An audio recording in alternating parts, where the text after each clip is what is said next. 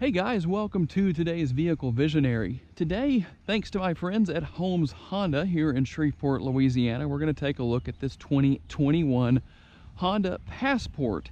This is the EXL trim level, and I will list all of the different trim levels available of this Passport and their base prices so you can know where they start. There's not a lot of major changes for 2021, but there are some new features that are now standard, or I shouldn't say new features, but features that are now standard, such as an 8-inch touchscreen, Android Auto, and Apple CarPlay are now standard. They're not optional. So that is a good move in the right direction. Of course, there are multiple safety features. I'll list those on the screen for you. And if you want to see all of the information about this particular model, make sure to look in the description of the video so that you can click on the link to the Holmes Honda website and see all of that information for yourself. That way we don't make the video too terribly long for you. But this is the 3.5 liter 6-cylinder engine that powers this particular model, and it's mated to a 9-speed automatic transmission. It is front wheel drive, and of course, as you can see, you do have some, of course I don't have anything turned on right now, but there are daytime running lights. You can see everything here on the front end. It's a nice look, no real changes there, but still looks very modern for this day and age. You've got the roof racks. There is a sunroof with this model. And of course, the interior is very spacious and very comfortable. Not only spacious, but comfortable for the passengers. And I haven't taken anything out, but I want to show you a couple of quick little things here that are of note. Of course, there is plenty of space back here.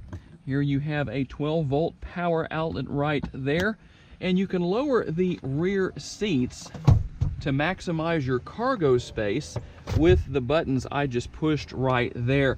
So I'll list the numbers on the screen as far as cargo space and even towing capacity if that's something you want to know about. But here's something that I think everyone is going to find to be good news. Based on some of what I've seen from some of you in the past, there's something you're going to be very happy about. A spare tire. No spare tire repair kit, just the spare tire itself. Now, what exactly is this little funnel right here? Well, let me show you, just in case you ever happen to run out of gas in your Passport, which, by the way, you've got another button to open the rear lift gate right there, plus that's how you open the fuel door right here. If you happen to run out of gas, the gas nozzle that would be in the gas can is not going to open the little flaps right here. There's one here and there's another one further in. That is what this is for. So all you would do is push that in, it opens everything up, and then you can pour your gas in right there. Just a little something to know. I hope you never need that, but it's there if you do. And I will put this back in its place real quick. We're giving you a true view of this. Let's see if I can get that back in place there. A true first-person view. We'll pull all of this back, pull my camera back, and of course, it is a power lift gate, so you can close it and open it in multiple different ways. You also have a button right there that will allow you to close the lift gate. Now, you can't automatically put the seats back up, but they are nice and light, and apparently I have something back there that is keeping the tailgate from closing, and that does happen. I moved this a little bit too far back. At least you know now. You've seen my mistake, so you don't make your own doing that. But it is good to know that if anything's too far back there, that the tailgate will remain open if it needs to. Put my gear right there. Of course, you have the things you would expect here. An armrest with some cup holders, dual air conditioning vents, and hopefully you can see it well here on the screen on my camera on the GoPro. USB ports right there.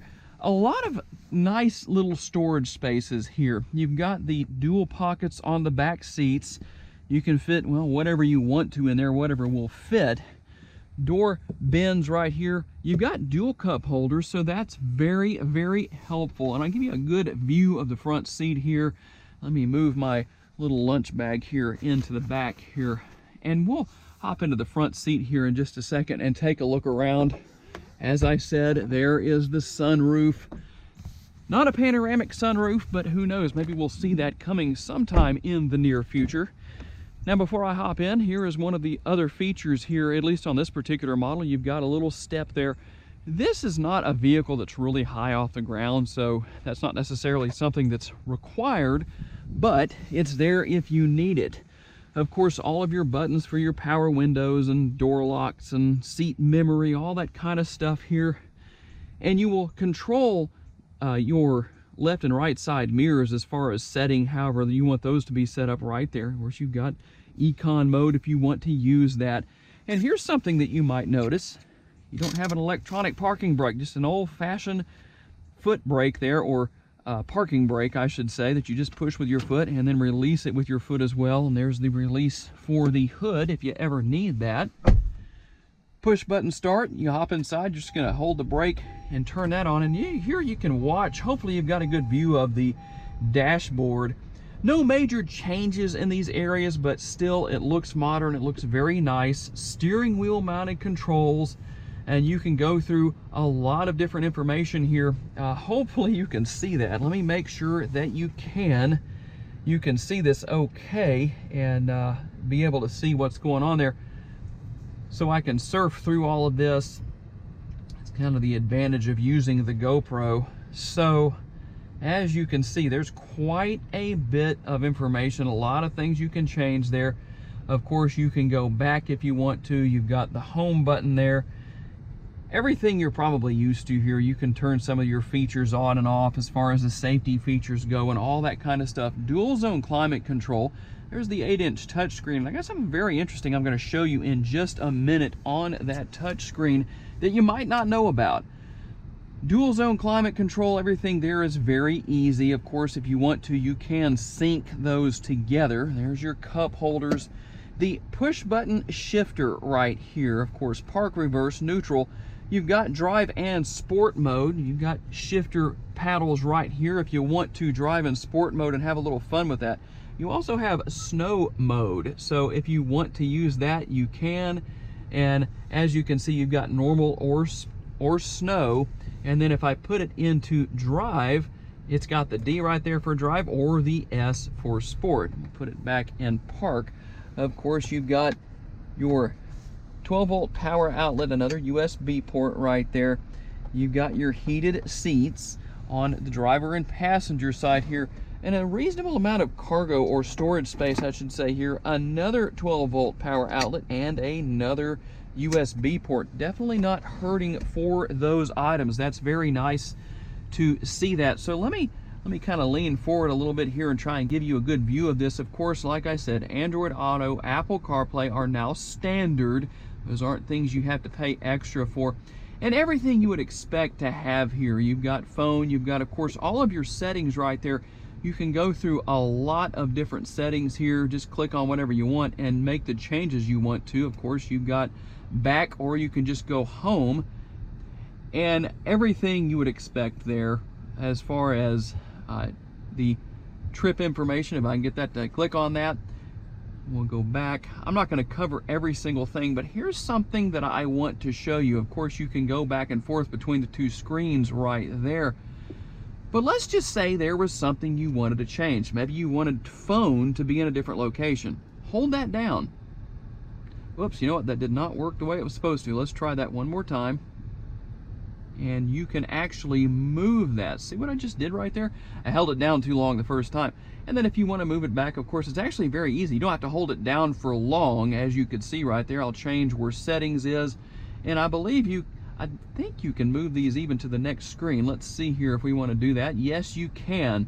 So depending on what you want to do, there is a nice option as to what you can do with the touch screen here in these Honda vehicles. And it works on any, not just the Passport here, but any Honda vehicle, no matter what it may be.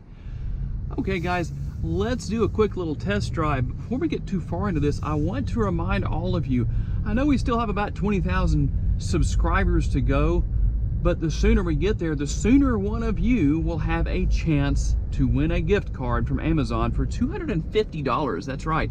When I hit 25,000 subscribers here on the Vehicle Visionary YouTube channel, one of you is going to win a gift card for $250. So make sure you subscribe if you haven't already, and here's the good news. Every time we hit another milestone, 50,000 will be $500, 75,000, $750. When we hit 100,000 subscribers, and the sooner that happens, you know, it's really up to all of you. The sooner you subscribe, the sooner we can get there. One of you will win an Amazon gift card for $1,000, and we'll just keep going from there. So anyway, I am just driving in drive, as you can see the D here on the dashboard. And we're just going to kind of cruise down the road here a little bit. The Passport is a very enjoyable vehicle to drive. It's comfortable, it rides well. It doesn't have the handling characteristics of a large SUV, but it also doesn't have the handling characteristics of a sport car, but it does handle extremely well. And even in this little mode that I'm in, the drive mode, just the base mode, it'll get you down the road no problem. And I'll switch into sport mode in just a minute. The steering wheel itself is nice and comfortable, and everything's easy to get to. It's always nice to have easy access to everything as the driver, and it's just a very well laid out vehicle. And the good thing is that you have a lot of different storage spaces. I showed you some of those earlier, and just nice modern conveniences. Of course, one thing I like here with all the safety features, of course, you have blind spot monitoring and all that kind of good stuff. Honda Lane Watch was something I really liked, where you would turn on the right blinker and the camera that was on the right side would come on and show you what was in your blind spot over there. But that's not available on this particular model of vehicle. But still, with the blind spot monitoring, it does just as well. We'll see if maybe I can give you a demonstration when I'm out on the road here in a little while. I'm not so sure I can, because there's not a lot of cars here. But the good news is that with this point of view that we're using with the GoPro, you can literally see what I'm seeing, and you can see that as we drive over the bridge here, hit a few bumps, the ride is very, very comfortable. It's really cushioned very well. I would say, well, let's use the word plush. That might not be something you would think of using with a Honda of some sort, but I like the fact that the ride is comfortable. Of course, you have the armrests here on the vehicles that definitely help you to stay comfortable. You can change the position of those armrests depending on what you want to do. We're going to hit the gas pedal here to get around this cyclist real quick before we get down here to the stop sign on the railroad tracks. But I like the fact that even though the steering itself, it's not real tight. It's not like driving a high-performance SUV or a high-performance vehicle of some sort. But at the same time, it's very responsive. It's comfortable. It does what you want it to do. It's a very enjoyable driving experience. And so I'm gonna go into sport mode, and we'll see how that goes for us here in just a minute.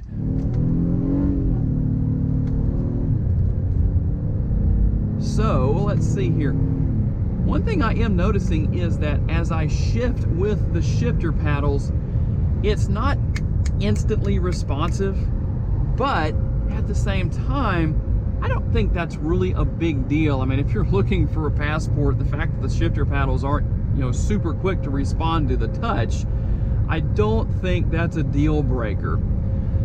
And kind of look over a little bit, even though there's nothing in my blind spot over there, I'm in the wrong lane for that, but just kind of give you a quick little view. And of course, as you can see on the screen right now, the windshield offers a nice view. And one thing I like about these SUVs, you might not have ever thought about this before, the windshield doesn't have such a rate of a slope, basically an angle, where when it rains, the water runs straight down. It tends to run kind of off the side a little bit, so that makes visibility better, and I like that a lot. So out of all the features here, I have to say, with all the creature comforts, all the nice features, all the modern day technology, Apple CarPlay and Android Auto being made standard now, and of course you've got the litany of safety features, there is a lot here. So if you want to know more about this Passport, again, There's a link in the description to the Holmes Honda website for this very vehicle that we're looking at today. And if it's sold, I think it'll take you to their main inventory page, depending on when you might watch this video. But, you know, I have to say, even though I am a major high performance enthusiast, if I was looking for just a vehicle that was an SUV that would offer me the versatility of an SUV, but still you could get some good gas mileage, you could have some fun. Let's go back into sport mode here.